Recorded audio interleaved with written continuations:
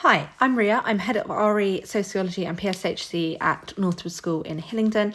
I'm really excited to be sharing in Curriculum Thinking Week 2025 about how I challenge our high achievers at GCSE and try and secure 8s and 9s.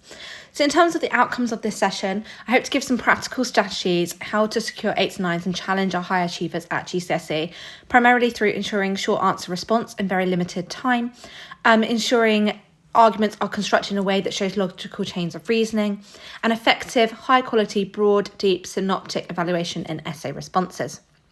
For a little bit of context, GCSE at Northwood School is an option subject. We normally have one class per cohort, and between 20 and 30 students choosing it. The exam board we take is Edexcel, specification B. We do options 1B, Christianity, and 2C, Islam. We teach this in a 2-year Key Stage 4, and we no longer teach GCSE units at Key Stage 3, as we have done in the past, although underpinning knowledge does support Key Stage 4. So in terms of ensuring maximum success in minimum time, students need to be able to complete these short answer responses, the 3, 4 and 5 mark questions on the exam paper very accurately in very quick timings. This lays the groundwork for strong academic performance, and the reason for this is that the short answer responses account for just under 50% of the marks on the exam paper. So if students can gain maximum marks here, dare I even say nearly 100%, they have a really strong foundation for higher grades. And they need to do so in less than the minute per mark rule. And this is really important because timings on this exam paper are very, very tight. And if students can complete short answer responses in a very limited amount of time, it gives them a little bit longer to complete the more challenging essay questions where they really can show off the breadth and depth of their knowledge, and therefore high achieving students can show that. In terms of how I ensure that groundwork is put in place, is lots and lots of practice. So students are practiced in identifying command words. This is outline, describe or explain, more commonly outline and explain for 3, 4 and 5 markers, but also whether that question is asking about a belief, a teaching, a response, a reason why, or a way something is shown. They're also practiced in identifying key words. So that's the specification contents on the Christianity paper, for example, incarnation, salvation, non-liturgical worship, or on the Islam paper, Malaika, Zakah, Layla al-Qadr.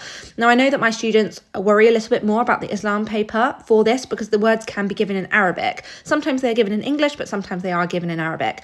However, what I always say to them is, but you didn't know the word incarnation when you came into that classroom. That is also a subject specialist keyword, a tier 3 vocab that they also need to learn.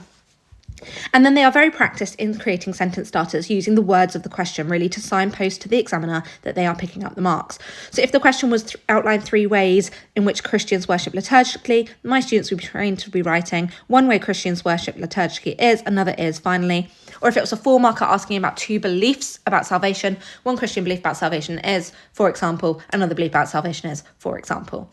It also works on the Islam paper with the 5 mark questions. If we go for an example from that paper, if the question was explain 2 reasons why Muslims give zakat, one reason why Muslims give zakat is in the Quran it says, to really explicitly show that they've got a quote from the Quran, and this means that. Another reason is this means that, or for example.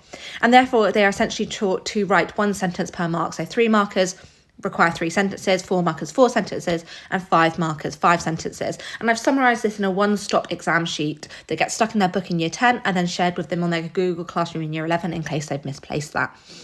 And essentially it's just regular practice, at least every week. Actually, most lessons, my plenary is a 3, 4 or 5 marker. And therefore, they've been trained to do it in very limited time. 3 marks in less than 2 minutes, 4 marks in 2 minutes 30, and 5 marks in less than 4 minutes. And this means that students then bank 3 to 4 minutes for their essay questions. That doesn't sound a lot, but that makes a massive difference in the essays. You're essentially adding a third extra time to be able to write those essay responses. Now, if we turn to the essays are always D questions. Students complete 4 of these per the exam on the Edexcel paper. It's always a statement followed by evaluate this statement and then 2 or 3 bullet points about what to include.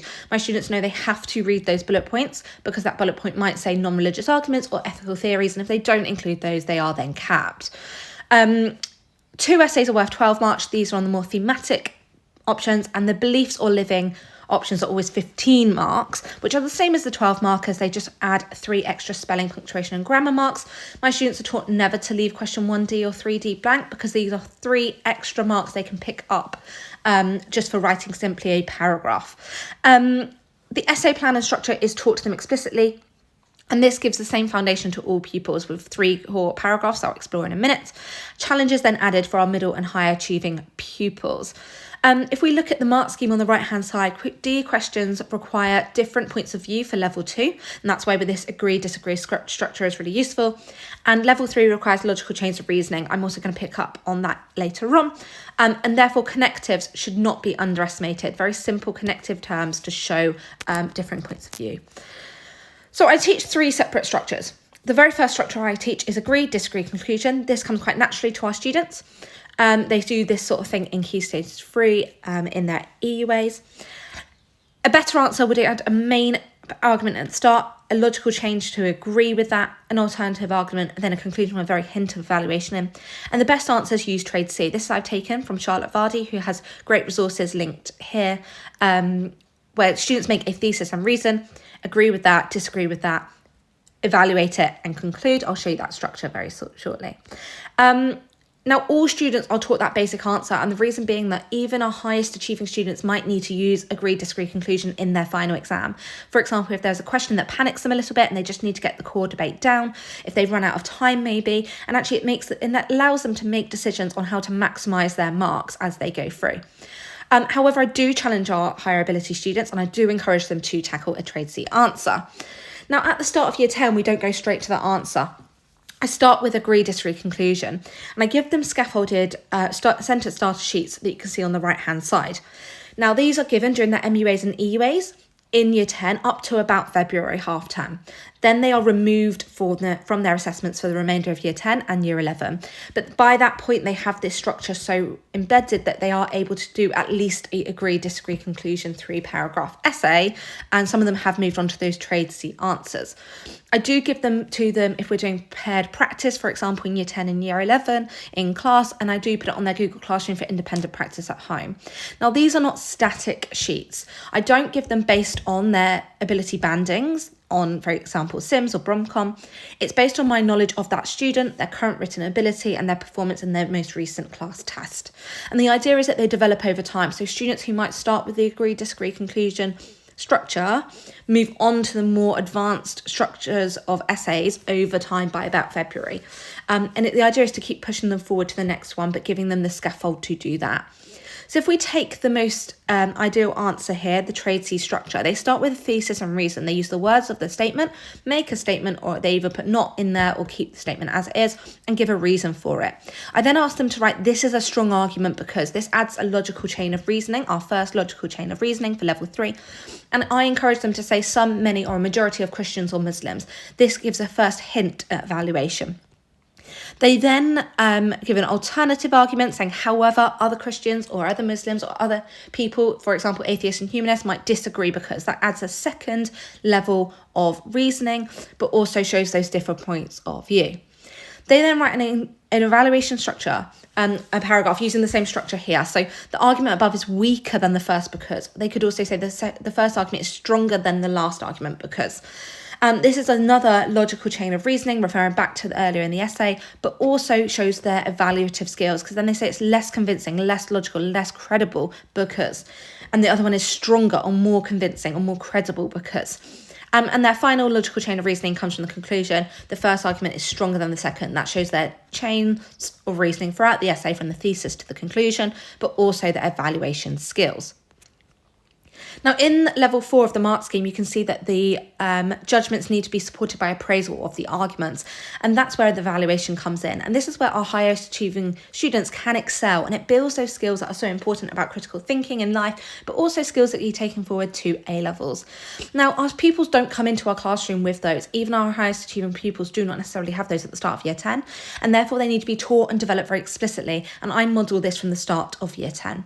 Now, the initial focus in the year 10 assessments is short answer responses, trying to get maximum success on those, and an agree, disagree conclusion. But through these sentence starter sheets, I can push our more able forward into this evaluation. Now, I do model it, so the initial focus was those short answers and the agree, disagree conclusions. So in the feed forward lessons, which is our feedback and improvement time lessons, as a teacher, I then model an evaluation on the board for the 2 arguments that they have created. I do so through questioning students to get the knowledge I want to build that paragraph. And higher ability students are then encouraged to try that in subsequent assessments. And it's quite an iterative process. We go back through the feed forward, create that model again, and that goes on for several months. But the basic evaluation is what I start with. So is it a majority or a minority of Christians or Muslims? Is there biblical or Quranic evidence, or is there no supporting scripture there? And then I build that through to more sophisticated evaluation points by Christmas of year 10. And that's where we can build this challenge for our highest ability students.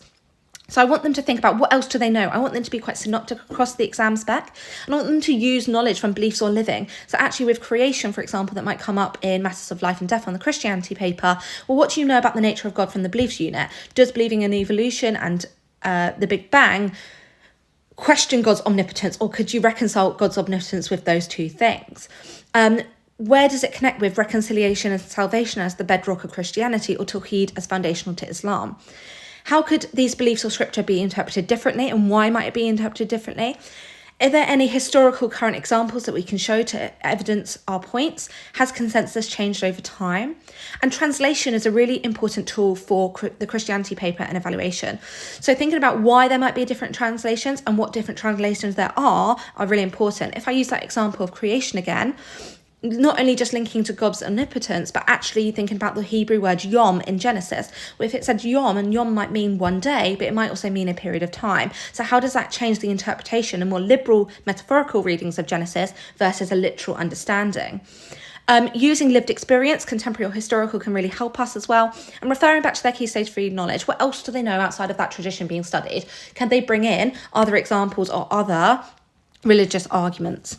And asking students, actually, does that add credibility or does that challenge it? What has been missed or ignored? Is it coherent with some foundational beliefs or practices, and why? Now, also modelling the style is important, so think about the content as well as the style. Having phrase banks and sentence starters are also really useful, and I narrate my model when I'm doing it, so I'll say something in really accessible language like, I want to say something good and bad about this paragraph. It's not a rubbish argument, but I need to show it's weaker. Therefore, I need to say something that's good and a weakness about it. And actually using phrase banks like the one on the side there from Making Every Lesson Count by Dawn Cox and Lewis Hutton, or the Write Like a Theologian resource that I took from Andrew Davis of what used to be known as Twitter, now X, and actually giving sentence starters there for students. I have an evaluation structure for those who are just struggling with improving their evaluation, where you can see the evaluation and then the conclusion. Often students find it hard to then conclude after an evaluation paragraph, so giving them sentence starters to do so is really important. However, they often find timings quite hard, and doing two separate paragraphs might challenge them. And therefore, having a hybrid conclusion evaluation structure is also something I can provide my students who are higher ability or middle ability and want to stretch themselves to those higher grades but are struggling with their timing. These groundwork of skills are actually laid in year 10, and then they're enhanced, polished, continued to be challenged in year 11. Now, any year 11 interventions outside or inside class, I normally group my students to try and maximise and push them forward. So whether that be group working tasks around a essay in class or interventions in a half term, I try and think about what they are currently working at and where their strengths and weaknesses lie and what they need to do to boost them forward most.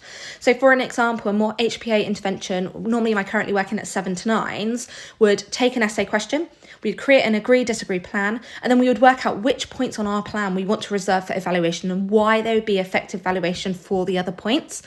And then I would like them to bring in other knowledge they have tangential to that supports the evidence and the evaluation being made, thinking about really what other knowledge can they connect to, and that's that synopticity across the exam spec and across the breadth and depth of knowledge of religion. So I hope that was a whistle-stop tour of ways that we can try and secure 8s and 9s and challenge our high-achieving students at GCSE, and primarily through ensuring short answer response success in very limited time, constructing arguments and logical chains of reasoning through sentence structures and scaffolds, and ensuring effective, high-quality, broad and deep synoptic evaluation across the exam specification. So in the resources area, you should be able to find my exam skills sentence starters and scaffold sheets and the effective evaluation paragraph slide there.